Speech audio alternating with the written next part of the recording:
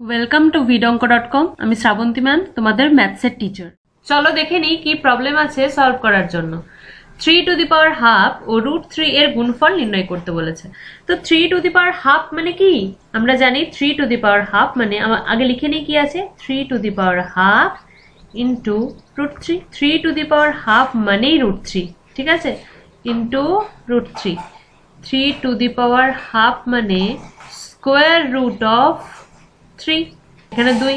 যদি 3 to the পাওয়ার 1/3 হয়, 3 to the পাওয়ার 1/3 হলে কিউব রুট অফ 3 হবে। ওকে, তাহলে এটা কি করি, রুট ওভার অফ 3 ইন্টু 3, মানে রুটের মধ্যে দুটো 3কে আমরা মাল্টিপ্লাই করে লিখলাম, ইকুয়ালস টু, তাহলে দুটো 3 আছে, একটা 3 বেরিয়ে যাবে, মানে হয়ে যাবে 3।